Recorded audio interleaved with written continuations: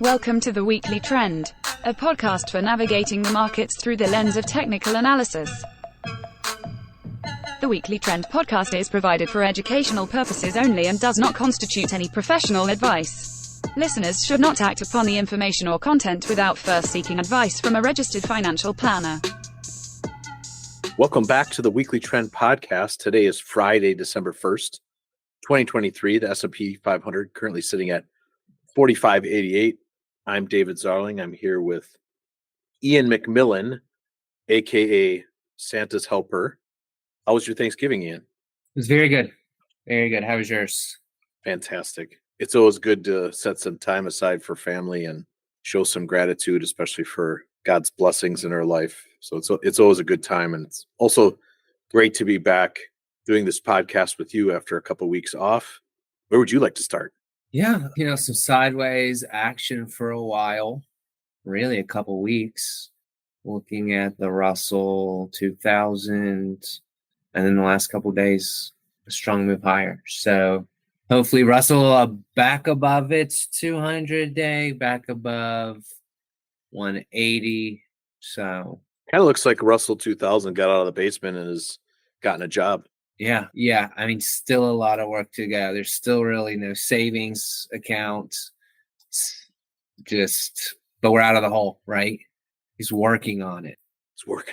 We've mentioned how many times in the past that small caps using IWM, the ETF for small caps, had to hold 165, even better above 170, even better above a 200-day moving average. And here we are. Now, where we are currently in small caps using Russell 2000 is right in the middle of the range. The range that goes back to the first part of, let's call it April of 2022.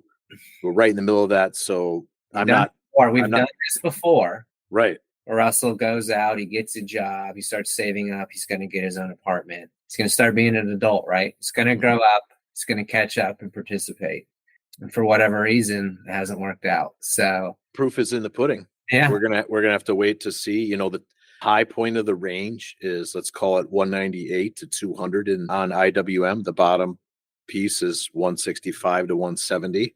Pretty large range that we've talked about ad nauseum on here in the past. It's about a 20% range. We're in the middle of it now, but this is quality information and really shouldn't surprise us based on, if people have been listening to our prior episodes, the events that took place in late October, early November with a washout in the market and seeing breadth thrusts aplenty take place. So like breadth of breadth, like an expansion, like expansion of expansions take place. And here we're seeing follow through, and now we're seeing a broadening out.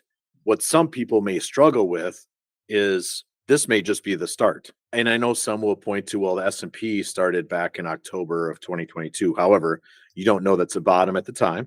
And we would argue that it really didn't show bull market characteristics until above 4180 in June. Yep. So painting that picture again, S&P 500. All that back. So it's not right. It's not like from a time perspective. Yeah, it's been a while since the breakout in May, in the, ripped higher June, July. We all know that. But we're right back there. Mm-hmm. I mean, if we close the market right now, we would get a daily close, a year-to-date daily closing high. But there's been a lot, right? We know August, September, October, we gave all of that back and then some. We actually dipped below 4180, went below the 200-day. And then, as you mentioned, Dave, like Halloweenish, somewhere around Halloween, maybe the day before, early November, really strong move higher back above the 200-day. As a trend follower, you're back in, and that has, not saying it's the most comfortable thing, or you're not rolling your eyes after, moving to a high protection mode, but get back involved. And it's been a strong move higher through November and then just now starting December.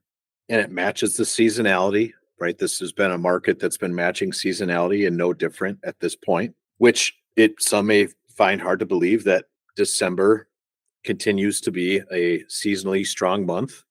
And if the market were to match that, doesn't have to, but that would be perfectly normal behavior. And no, this is not Santa Claus rally time by pure definition.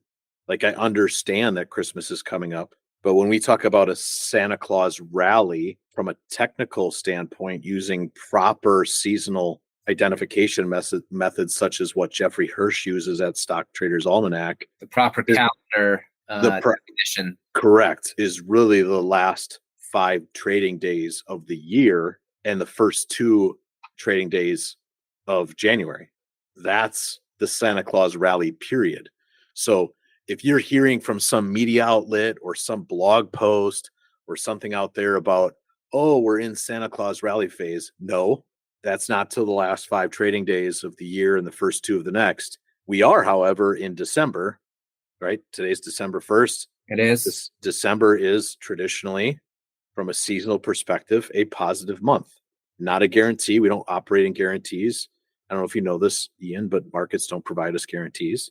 If only. If only. But I do know that the sentiment continues to remain skeptical, both from some of our internal measurements and I would argue some of the external measurements that are out there, that we still could be at the beginning. And some people would say, well, how is that possible? Well, keep in mind that the S&P 500 is still lower than it was 2 years ago. Yeah. Yeah, we haven't broke to new highs. So in theory, a new uptrend is not from a pure technical analysis definition, a new uptrend has not started. And that's from a really big time frame. Yeah, and it's the same argument that people make. There was, you can say there was no bull market from 03 to 07. Actually, because it was just one long sideways move for 13 years. Yeah, from 2000 to 2013. Or even 20, was it 2013? It was 2013, right? Right, yeah. 2000 to 2013, there were 250% corrections in between. The market had moved sideways. You had a 0% return in the stock market for 13 years. Well, and the S&P never made new highs. Right. I mean, never. And I don't think the Dow ever got above 2000 highs. Certainly the NASDAQ did not. And so here we sit and, we get people saying, well, the market can't go any higher. Well, it hasn't gone anywhere for 2 years. Yeah. We're at the strongest pieces of the market, the NASDAQ 100 and the S&P 500. They're still at negative return for the past 2 years. And you have something like small caps that are still down 20% in 2 years. Well, and I think a good example of this, maybe too recently. So we'll take March 2020 off the lows, rallied 55% just to get back to the February highs, right? Then went on to another 40% after we got through those highs. I think another good example is 2016. We're in this range. We rallied 17%. That's a strong move. 17% over, 6 months. And annualized, that gives you what? We'll say 34, above 30 plus. It's a strong move, right? But when we break out above those highs in July of 2016, that year, we wanted to go up another 35%, with 2017 being arguably the lowest volatile year in history. That's a great point, because you went from a year of dispersion in 2016 to a year of what I'll call anti-dispersion or correlation, and a broadening out of the market. And the facts remain that the move off of the October lows for something like the S&P 500, we didn't see the same out of the rest of the market. And I'm not here to get into the Magnificent Seven or the Elite Eight. I'm just saying relatively narrow when we compare it to other bull market starts, that now if you see a broadening out, this would match an environment of lower volatility. And 2023 is notorious for having massive dispersion, the dispersion being the difference between the best performer and the worst performer, whether it's a sector or an industry comparison or whether it's individual stock comparison. So do you see a reunification of the market and a catch up, a move by the rest of the market to catch up to what had been a narrow market now broadens out in 2024? Time will tell, but all the characteristics are there for that environment. Well, and it's so funny that you bring that out. When you look at I think a great visual of this is the holdings page on Koifin. You pull up SPY, and you know how they have like the bubble chart? Yep. at the top, and it shows, you can kind of pick like different time frames, but if you look at the year to date Right. bubble chart, I think that graphic does such a good job of visualizing the overall. I mean, how many of these? I mean, For every NVIDIA, there's a Sedge. There's a Solar Edge Technologies. I mean, clearly, when you look at this graphic, a massive majority of stocks in the S&P are up, have had, less than half a basis point of contribution. Right. Just very few up significantly. And that's a weighting thing too. I get it. But you can tell when you look at your NVIDIA, your Amazon, what is this, your Microsoft, and I can't tell. If you use that same tool on Koifin using RSP, which is the representative of equal weight S&P, it's even more pronounced on how it's a split. There's definitely some bifurcation. Now, I also don't want to give the impression that that is somehow unique. There's plenty of years where the average stock underperforms the S&P 500. But when you start stepping back and looking even more broadly, and you're looking at like the NYA, the New York Stock Exchange Composite. Still not above 16,100. Right. Maybe it is today. Okay, we're there today with today's move. And that's a huge development, actually. And actually issues. Dow is there. Dow got up above, what was it, like 34,000, that area, right? And we've been there. Dow actually having a huge move today up in the 36s. Well, maybe I'm going to get to buy my Dow 40,000 hat next year. That's a great point, because the Dow is the closest instrument to a new all-time high. Almost had a all-time monthly closing high in the Dow. Very right. Last, as of yesterday, very close. And we're allowed to have all sorts of opinions about the Dow. Oh, it's only 30 stocks. It's price weighted. But the one thing that it is correlated. Extremely highly correlated to the S&P. And so if you're going to have the Dow Jones potentially go out to a new all-time high, I don't know that we get to sit here and say that's bearish behavior. And I'll still go out. It's not even out on a limb. The environment remains skeptical. Like the amount of individuals and professionals and professional organizations. Skeptical. I absolutely agree with that. We're in prediction season, right? There's money out there that has not been put to work even. I think, and we'll never know. I don't know how much of the last 4 weeks has been short covering versus buying. We've been pretty highly allocated for a majority of it. So I think it's hard to give, anecdotally an opinion on that. I do get the feeling, I agree with you, Dave. I get the feeling that a lot of this has been just people have just watched it happen before their eyes. When my mom texts me about AI stocks, I will let you know. Please do. Because that has not happened yet. In fact, the things I continue to hear, which is incredible to me, and forgive me, Mom, this is not something you've texted me about, but the dollar. The dollar is going to collapse. The dollar is going to we're going to lose the petrodollar. We're going to have these BRIC countries are going to unify and create their own currency, and Bitcoin's going to take over. And that's not the case. Remember, that was the major narrative in summer, was the dollar was going to collapse.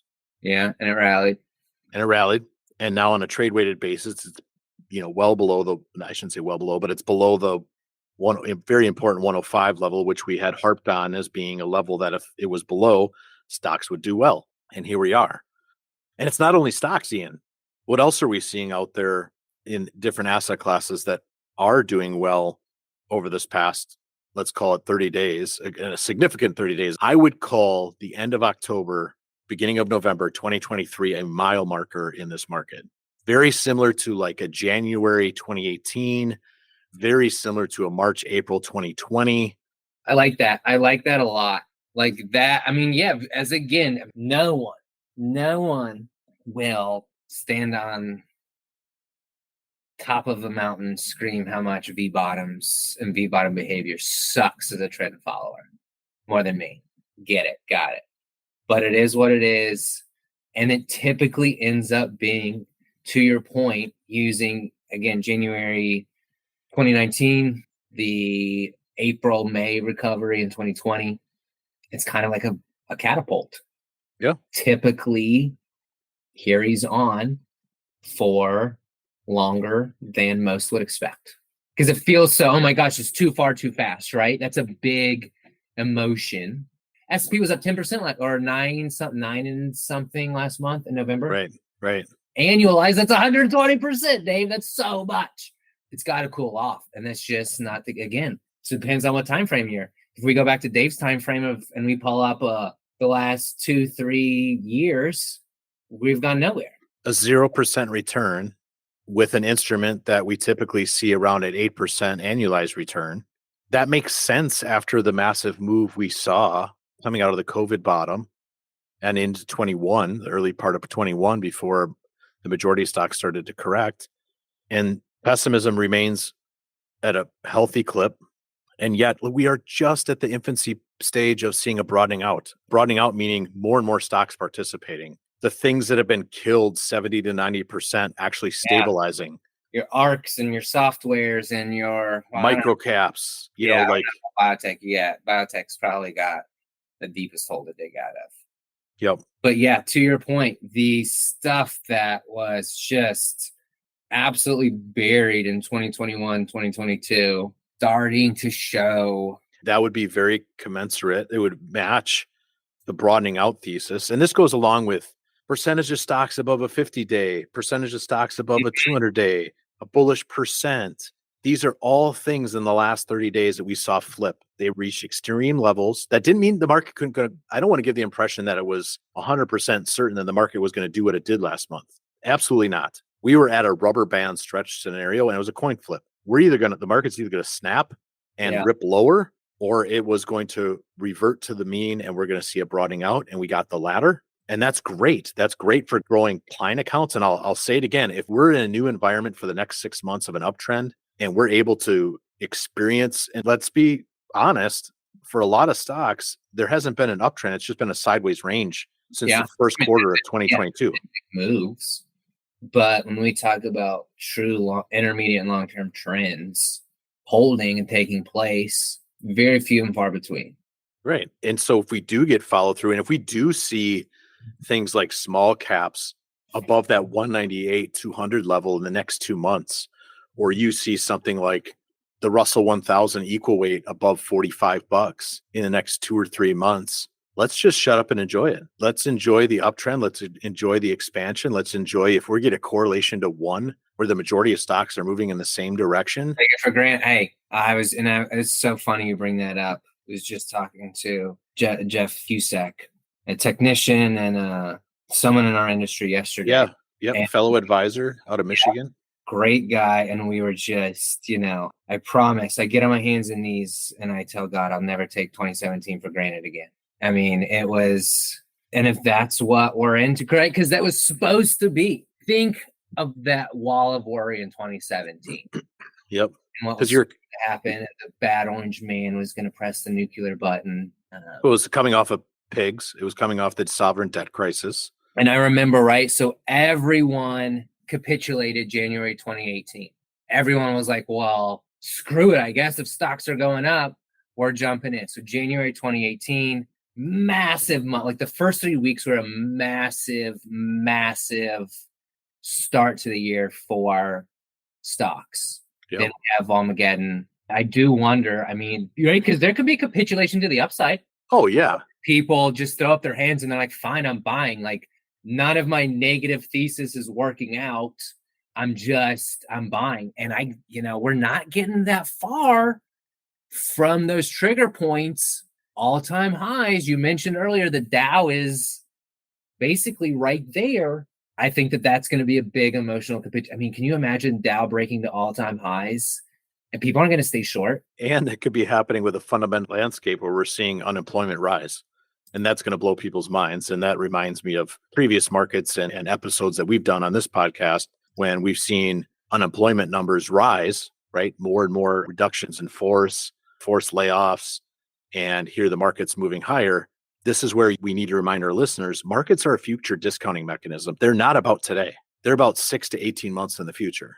And so what is 6 to 18 months in the future? I don't know, but the market is telling us that. And it told us that last year in 2022 with a 20 plus, 30 plus % correction in the major indices. Oh, Guess what? We revised the GDP numbers down for that period, and the market was right once again. And so here we sit, the market moving higher. What is it telling us about the next 6 to 18 months economically? I can't tell you specifically, but I can tell you that it's not about today. It's about the future. Yeah, it's a great way to put it. And so here we sit, we're seeing a broadening out. We see small caps in the middle of the range. Now, of course, we want to see small caps hold its 200-day moving average. The 200-day moving average on small caps is flat. So flat. That's a hot mess, right? Which is matched by the range we've seen. It takes a lot for a 200-day to get flat. Yeah. It's literally 200 periods of information. These are aircraft doing nothing. carriers. These are aircraft carriers to turn them around. And then that's why they're so, a pretty good indicator of what a long-term trend is doing. Yeah, Russell's still flat. The other three up and healthy. And I think that goes back to another reason why it was a little bit easier mentally to go from a highly protective position in client portfolios back into an inline allocation, participating in the market, and then even moving into some leveraged exposure, is that we had that rising 200-day. The flush that happened, the deterioration in breadth from July through October was happening with rising 200 days around us. Continue, sorry. Right on. So same as 2010, 2011. I mean, we had 2011, I guess, a little flatter, but there's these periods, especially if you go back to 03, 08 or 03 to 07, we had 4 or 5 trips below the 200-day with a rising 200-day. And each time, you need to get back involved and participate.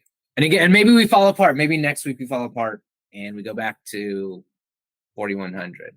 If that happens, we'll continue to follow trend following processes. Mr. Market has walked through the door in his Sunday's best for the table that was set back in October. All signs point towards the next few months being the market behaving. I agree with you that a lot of it could melt higher on skepticism. Yeah. I know there's a cycle chart you like to share, and then there's a quote too. It's John Templeton, and he's one of the best investors, the world has ever seen. When you think of the Templeton funds, they're named after this individual. And his basic premise was just that bull markets are born on pessimism. And you think about the pessimism last year, or even heading into this year, I would argue, for the majority of stocks. They grow on skepticism, they mature on optimism, and they die on euphoria. It's so interesting when you digest that and you analyze it versus market behavior. For example, coming out of the COVID low, I remember the skepticism on the things we were talking about in April of 2022 as far as getting long. I also remember heading into 2021, the euphoria over non-fungible tokens, NFTs, buying JPEGs. Yes. You name it. And that was a hallmark of euphoria at the time for risk taking. And we've now since corrected. We're heading on it's one thing to say the S&P started correcting in the beginning of 2022, January. It's another thing when you look underneath the surface and you recognize that most stocks have been in corrective mode since February or March of 2021. So now we're almost in 2024, Ian. We're 1 month away from 2024, which is crazy to think about. Most stocks have been in a correction period during that. We're not back to a previous high. Skepticism is everywhere. We have not gotten to optimism and euphoria yet. And that's where I get back to, if my mom texts me about AI stocks or whatever it is at the time, I'll sit up and take notice. But that's not the text I'm getting now. I don't think you are either. Definitely not. I think people are certainly worn out. Yes, worn out. That's a great observation too, because even using the S&P 500, you had a 20+% correction from 22 into October of 22 of almost 25%, but yet a range that went on for a year as well. So scare you out, then wear you out. Most stocks have worn people out. I think that's an astute observation. And here we sit on the precipice of what could be the best 5 months of the next 12 months. And we just started broadening out as a market. We'll see. We're talking pretty bullish right now. Do we see a pause here in the next couple of weeks? Could. But we also have a VIX that's now below 15. This would be kind of melty territory. Melty. Yeah. Can you describe that? What do you mean Just by as far melty? as we're in just a low volatility territory where you can, and we certainly have before, you get a melt higher where it's not necessarily exciting. There's not lots of big 1-2% days, but 30 bips here and 60 bips here and 40 bips here and 10 here with very few red days, that adds up. Yeah. And then you look back over a few weeks or a few months and you're like, wow, we're up 12%. Yeah. There wasn't, right? Going back to 2017. Yeah. Where it was like that. I mean, it wasn't exciting per se from a broad index level, or certainly not from like if you're a volatility trader and you need big moves, not a great year. But from kind of just every day was another baby step higher.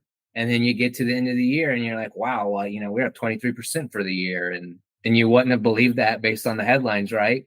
Think of all the things that were supposed to happen, again, mentioning, especially politically, that were supposed to happen in 2017 that never came to fruition. Well, and you bring up a good point. When you see a volatility instrument, right, when we talk about the Chicago Board of Exchange measurement for 30-day anticipated volatility for the S&P 500, which is what the VIX is, when you see this operate below 13, like this tends to be that what you just described, these minute moves, but higher. And so if there's anybody that's in the boat of, well, I'm not getting in here, I can't possibly get in here, and it just moves 0.25 and it just moves 0.25 the next day and 0.25 the next day. And you're like, all of a sudden it's like rope-a-dope. It's like Muhammad Ali. You get sucker punched because you think you can't get in at this point, and all the market does is just continue to melt slowly. It's like being that crab in the slow boiling pot. Yeah. And it's a dangerous scenario. And this is not just happening domestically. What are we seeing internationally from stocks? Internationally, certainly some bright spots. If I look at emerging markets as a whole or something like that, not great compared to US stocks, but then you have your areas like a Argentina or a Poland that have done quite well. Well, and even think about like European financials, like today going out at 52-week highs plus a horizontal area near $20.20 for something like EUFN. I'm not saying that we have to get crazy long European financials, but they're also on a relative basis breaking above important levels. And when's the last time you've seen the market move lower when European financials are doing well? It's just not what you see. Yeah, European financials. Speaking financials, big move today from U.S. regional banks. Oh, yeah. Great point. Huge move, up 4 or 5%, something like that. But yeah, European financials, and particularly, I know, JC Bress likes to harp on UBS, which has held up very well. And well, yeah. UBS, I mean, you're talking about a base on an absolute level that goes back to 2008. So we're breaking above, and we retested at the $23 level on UBS. Are we really getting super bearish this market if things like JP Morgan and UBS are ripping higher? Again, I'm not saying that's where you have to be allocated, but when you see that type of characteristic, right? When you see all the people on the beach wearing swimsuits and putting on the suntan lotion and getting out their boogie boards, you kind of know you're on vacation. I'm not saying that's how you have to be dressed, but you kind of know where you're at. Same thing with some of these things. You see JP Morgan, you see UBS doing things like this, or even like Visa going out at new all-time highs. Some of these consumer specific credit instruments, that's not bearish, that's bullish. And yet no one wants to hear it. There's plenty of money that's sitting in money markets, right? Because you get that risk-free rate. I can be at 4.5%, 5%, which is great. I'm not complaining about 4.5%, 5%. But it's exactly when you think that that's guaranteed that the market rips 20%.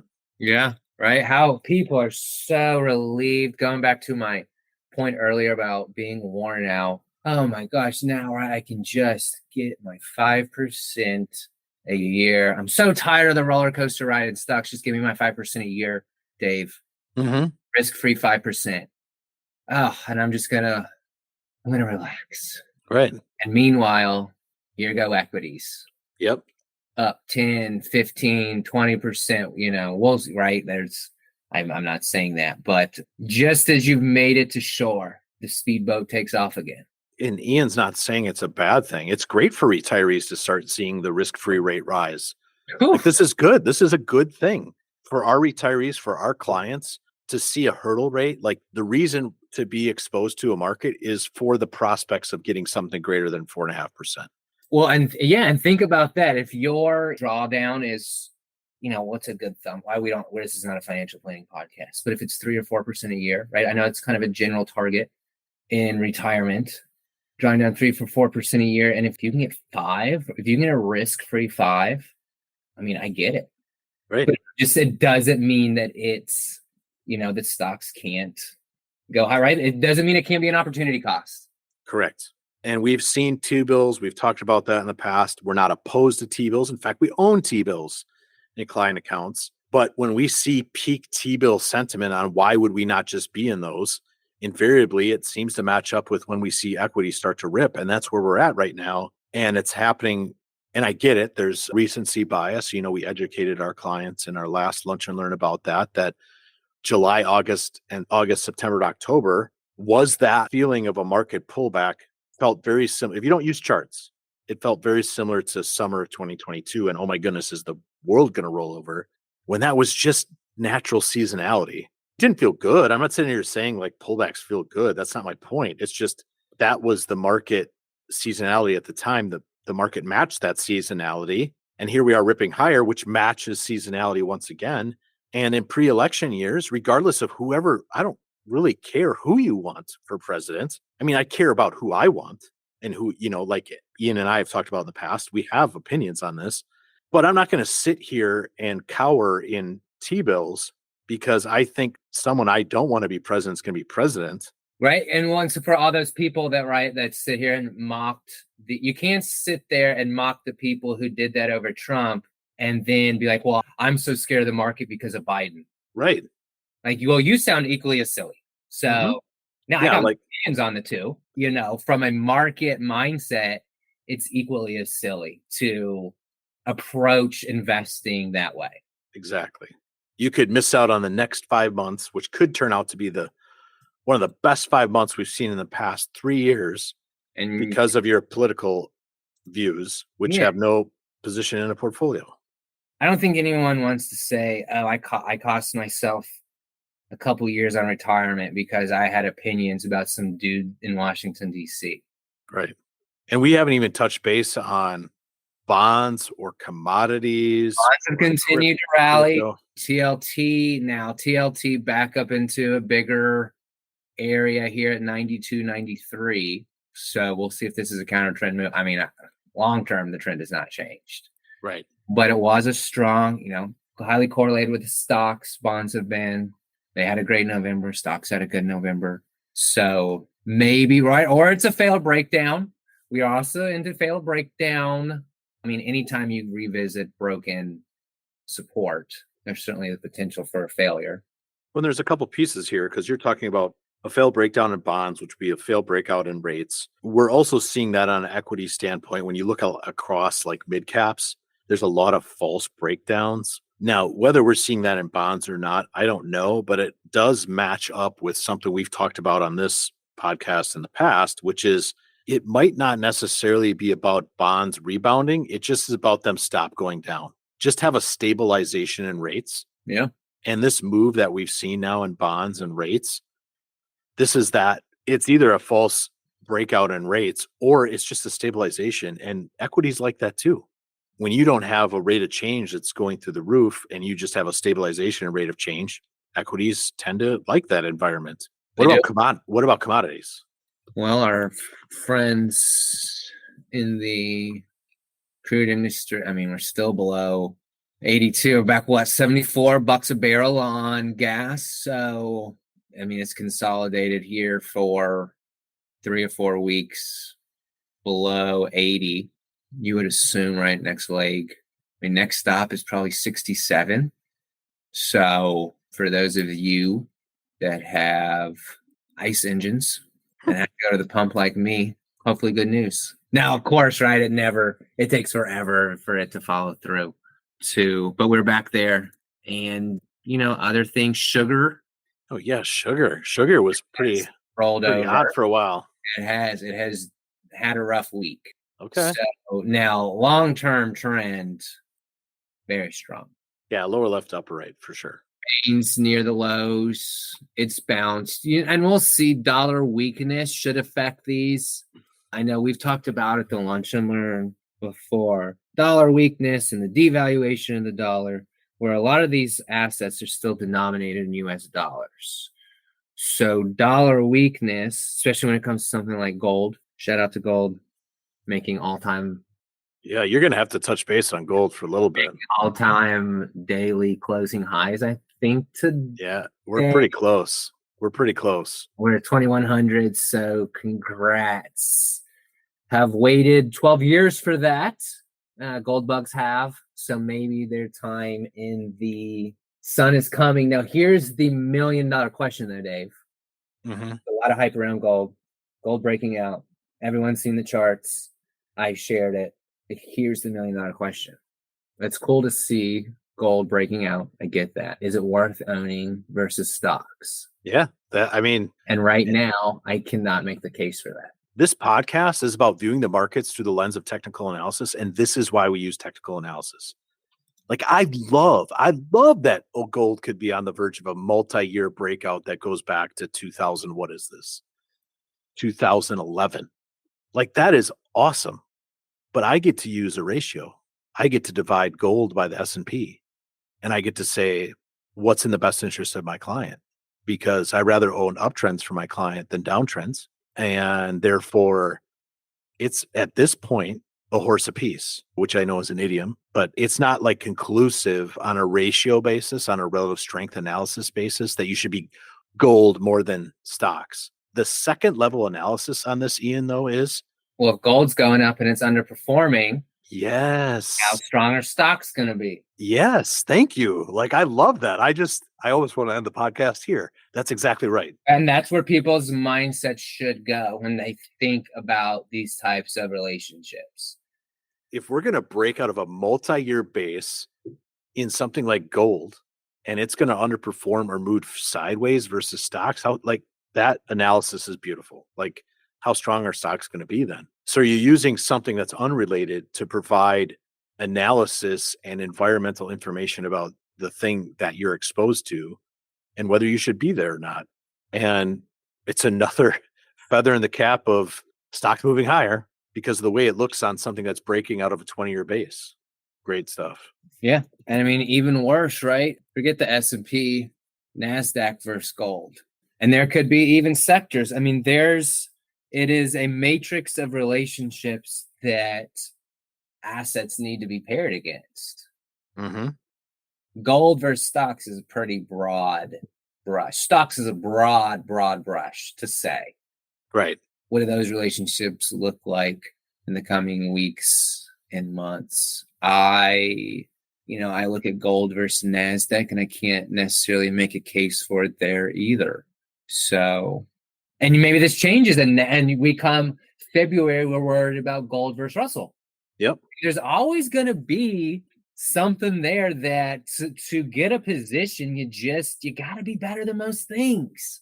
Yep. And that's why you use charts and use technical analysis because so this is episode 186, I believe, Whew. Which is awesome. And I thank you for doing it. Because we're probably coming up on 4 years. And 2019, we started it. Which is awesome. And we appreciate everybody that's come along for the ride.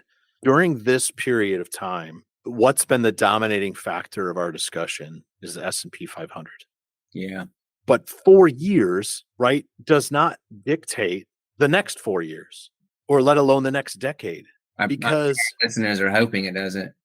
Well, if you think about this is what it is. Lord willing, we're doing episode 1800, but who knows what we're talking about then? Are we talking crypto? Are we talking, because you look at a period like 03, just the most recent period of 03 to 07. Well, that was small caps and international. Yeah. And so what do those episodes look like? And that's why we love that you guys listen to this, because we're going to adapt, right? We're adaptive. You adapt or die. in markets. Are the next 4 years different than the last 4 years? Absolutely. I mean, that's the one thing that the market does consistently is be inconsistent. Yeah. And All so the data we have, all the data, right? And we go back to how many times is there, this once in a 10-year event that happened? Like Yeah. every 4 months? Yes, because it's the world. It's it's stocks. That's what they do. It's fat tails. And speaking of fat tails, I should highlight one of the major supporters of our podcast and give them a plug. And that's the Adaptive Select ETF listed on the NYSE under ticker ADPV, which helps investors access two of the most prevalent factors in markets, momentum and relative strength. Through proprietary identification methods, the Adaptive Select ETF attempts to own the strongest 25 large cap stocks when the market is in an uptrend. And since not all market environments are the same, Adaptive Select seeks to prevent extended declines by moving to short-term treasury bills and cash during long-term market downtrends. Investors can find out more, including how to invest in ADPV, by visiting adpvetf.com or calling 1-833-880-5200. As always, investing involves risk, including possible loss of principal. ADPV is distributed by Quasar Distributors, LLC. Thanks for letting me mention that, Ian. I think it's important to highlight that particular product as it involves that adapting to different market environments. That's the reality of how that product works. What else, Ian, before we wrap up this podcast that we should touch base on for our listeners? Because we haven't touched on crypto. And what was interesting going into November, which will go down as one of the better months in the last decade, was the spread between how Bitcoin was performing and stocks. And what's interesting to me is that it was stocks that were outside of what crypto was doing, meaning it wasn't crypto that caught down to stocks. It was stocks that caught up to crypto. We might have an asset class on our hands that provides some very valuable information from risk behavior, probably worth paying attention to. Agree. Because we have Bitcoin sitting, above an important level that we talked about in the past, at 30,000 level, currently sitting at 37, 38,000. These are levels, again, Bitcoin hasn't gone anywhere for 2 years, almost 3 years. So a 0% return there. Do we see crypto type assets continue to move higher, with, of course, the narrative in the background being who's going to get the spot Bitcoin ETF launch first? I don't really care. Kudos to those who get it first. Is that about the time when you would see Bitcoin sitting at 61,000? To me, that makes a lot of sense. And that's where you would see resistance, right? You get Bitcoin outside of an instrument like that, moving to 61,000, that product launches, gets approved, and then Bitcoin pauses and corrects for a few months and then moves higher. We'll see. And what about Bitcoin over gold? Ooh, let's look at it. What if gold outperforms stocks, but Bitcoin outperforms gold, which, based on the chart, would assume the next leg higher is in favor of Bitcoin in this relationship. So is it still an opportunity cost? There are lots of hurdles. Going back to my point earlier, that gold's got to clear in this matrix of other assets to be included in a portfolio. Yeah, exactly. Got to analyze all the information from multiple angles. So we have an environment where the next 5 months are seasonally bullish. We appear to have seen the beginning of a breadth expansion in equities as a whole, both domestically and internationally, because we didn't even touch base on like small cap Europe or small cap India, which we could go ad nauseum about. But we're seeing expansion here. We're seeing rates stabilize. We're seeing things like gold potentially break out. We're seeing things like crypto move higher. All the while, we have a skeptical sentiment environment. And those are the bullet points we'd like to leave you with, unless I've left anything out. Ian, anything else that I've missed that you want to highlight? To use your phrase earlier, it's an uptrend. And as boring or as exciting it may be, let's just sit back and enjoy it and be grateful for it. Yeah. It could end on Monday. It could. And right now, the information would be that next level that you highlighted before, that 4,600 level on the S&P 500. Now that we've reclaimed 4,180, the 200-day moving average, we're sitting up against the horizontal level at around 4,600, which is important from July, but also, I believe, the first part of 2022. Do we reclaim that? Do we see small caps move into the 198, 200 level using IWM that would be tremendous information. But only, as always, time will tell. But Ian, I love doing these with you. Good. Always great insights. Appreciate you being on here. It's another good one. Have a great weekend, everyone.